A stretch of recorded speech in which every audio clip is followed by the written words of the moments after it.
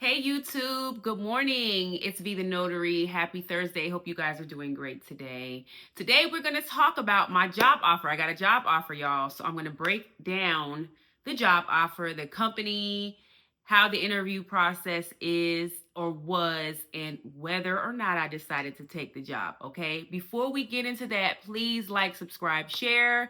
First of all, I want to say thank you to you guys. My channel is continuing to grow, so I appreciate all of your support. I think we just hit 5,200 subscribers. You guys, I consider you all a part of my family, so thank you for being here, for rocking with me. And just really quickly, a quick caveat, because I'm kind of in the season of change. Y'all know that I'm going to continue to bring you real estate, notary related, material and things like that, and continue to bring you information on small business growth. But I am, kind of making some changes just in my own personal career, just some of my aspirations that I'm going to share with you. So hopefully you guys also enjoy that content. Okay. So like, subscribe, and share if you are looking for a job. And then you'll be, interested to hear which company this video is for you. Okay. And please, again, like the video. That takes nothing. That helps to throw me in the algorithm, and that helps to continue to grow my channel. So please like the video, you guys. Okay. All right. So y'all know I've been sharing my journey with you on my job search. You guys know I still work for the government. I still am very appreciative of my job. I love my coworkers, all of the things. However, with the current climate and just as a safety net, I am looking. So, if you haven't seen some of my videos where I'm kind of breaking down why, go check those out. And I'm just kind of taking you guys along, with me in my journey, right? And so today is May 15th. I think as of today, I think I've officially kind of been applying for positions for a little over a month. And I think I've applied to 90 positions. And again, I'm just being transparent, y'all, because we talked about this. Like, you guys are going to have to get out there and really apply to jobs. Like, it's not like you're going to just be able to do 2 a week and that's it. Like, if you want to increase your chances of actually getting hired, you're going to have to apply. Anyway, so y'all know I have been applying to jobs for a little over a month, around about 90 positions that I have applied to. And I got a job offer. Now, it wasn't the original job offer. Remember, I did a video about how I interviewed with Amazon and I decided not to move forward with that job. We talked about that. So this particular company is Northrop Grumman. Okay. And so they are a huge government contractor. Not all of the positions with Northrop Grumman are federal contracts. They do have positions that you won't be working on any specific contract. This position that I interviewed for was a contract. But one of the questions that I asked, because I don't mind working on a contract, I just want to know, in the event that the company doesn't win the contract again, because usually contracts are how they're kind of set up normally, especially on some of these larger contracts, is they'll have one base period and then 4 option periods. Option periods are years. So it'll have one base period with 4 option periods, and the span of that contract is normally 5 years, right? And so, but each option period, as long as you are performing and there's still a need for the service, usually the government will exercise that option and the contract will continue, as long as you don't suck, right? So there's a lot of paranoia sometimes when that 5-year period ends. It's like, okay, are we going to win the recompete? That means like when they're going through the motions of doing the contract again, assuming that the contract is continuing, right? Is that company going to win the contract? And sometimes they don't, and then people are shit out of luck and they're trying to, scramble to find a job. So I just wanted, one of the questions that I asked during the interview was, in the event that this particular contract that I would be supporting, and you guys should ask this question too if you are interviewing with contractors, and most companies have some level of contracts with the government. You should always ask, in the event that if this company doesn't win the contract again, will I lose my job or will you move me to another position? And they assured me that if that happens, and I guess there's no guarantee, right? There's never any like 100% guarantee, but they did say that they always ensure that they move for this particular contract. No one's going to lose their job. This is what they said, which was kind of reassuring. So anyway, I applied for the job. I forget the exact date. And 3 days later, I got an email from a recruiter who wanted to, learn more about me. They had some questions. And so I responded. And then the next day, they emailed me and said, we would love to talk to you for, a phone interview to just kind of get more information about your technical skills and to see if you're a good fit for the position. So then I interviewed with the recruiter. Interview went great. Now, okay, let me give this caveat. So you guys know that I'm back in the office 5 days a week, right? And I have been taking off when I need to, like, anybody else would, but I'm back in the office 5 days a week. And I told myself that if I'm leaving my good government job, that it would need to either be fully remote or I don't mind hybrid, but I don't want to be in the office more than 3 days. So when this position was advertised, it said hybrid with an option for remote or something like that. Remote eligible, hybrid, but remote eligible, right? So that was like, okay, which one is it? I was a little unsure, but I'm like, okay, I think I would be a good fit. I'm still going to apply. Now, also, I live in the DMV area, right? I do live in DC, in the district. So if you're familiar with the DMV area, a lot of people will live in DC, work in Maryland, live in Maryland, work in Virginia, live in Virginia, work in DC, and that's fine because I used to live in Maryland and I didn't. I used to work in Crystal City when I first moved here, which is in Virginia. But people are all over the place here. And so this particular job is in Virginia.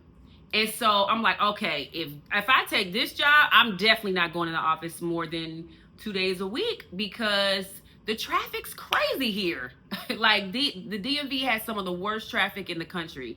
So I'm just like, it just needs to make sense for me. And so I don't know about your personal situations, but whatever job I take, it's got to make sense. It's got to make sense for what I need salary wise,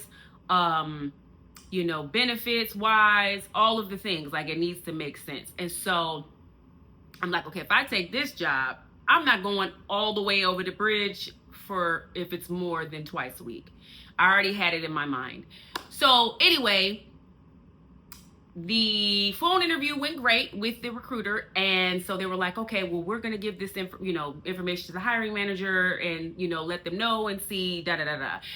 Also, I've noticed, again, this is my first time job hunting in years. So, I'm just getting in the groove of this, but it seems like most companies are using recruiters. Like they don't have internal HR, or maybe they have HR, but the HR just handles, well, yes, they do. Because the job offer came from HR. So I think that the HR kind of handles like onboarding, but the recruiters, which I think are outside companies or whatever, I think they're the ones handling like the actual hiring process with finding the candidate. It seems like the internal HR at these companies handles the logistics of onboarding you. I could be wrong. Maybe someone in HR wants to drop down in my comments and let me know, but that is just what it seems like, which is interesting because I feel like that is a shift. I feel like most companies had like internal HR that handle all of that, but now it all seems like recruiting. So if any of y'all are looking to be recruiters, that might be a good sector to go into because it seems like people are needing recruiters. That's just my inference that I'm, taking from all this. So anyway, they said that the recruiter said that they were going to reach out to the hiring manager. Then the next day after that, the hiring manager reached out to me directly and said they wanted to meet with me virtually, which that's another thing. I love all of this like virtual everything. I love it. And that's why some of y'all that are against like, a lot of y'all are against, working remote. But if you haven't noticed, like I think most interviews are virtual. I don't really hear, and I'm in the YouTube streets looking at other people's content, and I'm seeing people having interviews virtually. So clearly there's an element of this that everyone is kind of going to remote some level or some level of virtual, because people are interviewing virtual. Both of the interviews that I've had with Amazon and now Northrop Grumman, they were there. It's been virtual. No one has asked me yet to come on site, which I would, but I'm just saying. So anyway, so I met with the hiring manager. It was a very, very nice woman, and the interview was amazing. You ever had an interview where you knew you had the job? Like, that interview was so cool. And like, we were talking about personal stuff too. Like, I left that interview and I was like, oh, I think I got this one. And that hasn't, again, I'm just new. I didn't feel like that after the Amazon interview. I felt like it went well, but I wasn't like, okay, I got this. This one I kind of knew. And because I just feel like we kind of connected on some other things. And my daughter runs track, and then she said her son ran track. So we were just talking about stuff. And I think that it's nice if you have a chance in your interviews to get personable with the person you're interviewing with, do it, because I've just felt it, right? So both interviews went great, but when I spoke to her, she said that I would be required to come in the office 3 days a week. So I'm like, oh, and then of course I'm like, okay, so the remote option's off the table. And she was like, yeah, we were considering it, but for this particular position, we would need you, because, the position was a supply chain manager, or is a supply chain manager, and there's some level of oversight that I would have to have over about 4 or 5 employees, which is fine. I never really wanted to manage anybody particularly, but that's probably the next natural progression of my career anyway. And I've had some team leadership positions, but actually like supervising anybody, I never really wanted to do that, but I'm open to it, right? And so because of that, there was an element where she wanted me to be there 3 days a week. So the interview went great. Then I always send my thank you letter, and the next day I got a job offer, which was Monday. Today's Thursday. I got a job offer on Monday. And so I always believe, like, try to negotiate, when you get your job offer, because at the point that they like you, there's nothing that can hurt to ask. And so the position was, and I'm not going to tell y'all what I make, because y'all need to know all that. But the job offer was literally my same salary. And then I came back and asked for a certain amount, and then they came back and offered me like $2,500 more. Which was okay. I felt, because the cap to the most positions have a range, right? And I feel like they could have went up a little bit more. So because they came up $2,500 and it's in Virginia, I'm gonna be honest, if the job was in DC and they said come in 3 days a week, I probably would have taken it. But because it's in Virginia and that traffic over there is crazy, y'all, I turned it down. I turned the job down, and I actually turned it down today. Which, dang, it was really tough, and they actually gave me, they actually said that they would like to know by tomorrow, if I could let them know by tomorrow. But I turned it down because it just, I don't feel like the juice is the juice worth the squeeze, or the squeeze worth the juice? Whatever the saying is, y'all know what I'm saying. I just don't think that it would be worth me leaving my position to go all the way to Virginia 3 days a week for $2,500 more. I prayed about it. And it's just, for me, again, I don't think that it was going to be a good fit for me, because again, my daughter runs track. Her schedule is really hectic with her practices and stuff, and just being able to like have to get back over the bridge to get over to DC in that traffic, and these are some of the things that you have to think about when you are interviewing. Like, don't think about just the money. Like, think about how is your quality of life going to be affected. And you know what really sucks, y'all, because I invest in the stock market. My daughter has the UTMA account. I also invest for her. So I'm always like looking for opportunities to invest in ways to buy more stocks and shares in great companies. And they also have like a stock option plan to be incorporated in my offer. So I was like, ooh, I can get some Northrop Grumman shares. So I was thinking about that too, because I really want a great company that I can invest in further, right? But the thought literally of driving to that far to Virginia 3 days a week, I just can't do it. So I'm disappointed a little bit, y'all. So I think that I need to.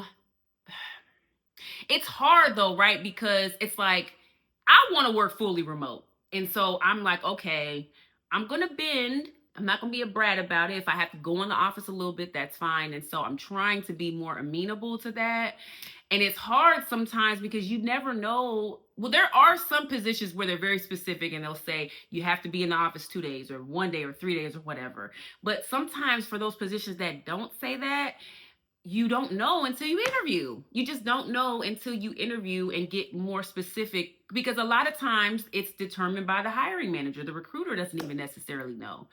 So you're just not going to know until you interview. And that's the thing that kind of sucks, because it's like, I don't want to waste anybody's time, but I guess this is just part of the process. So I did turn that down.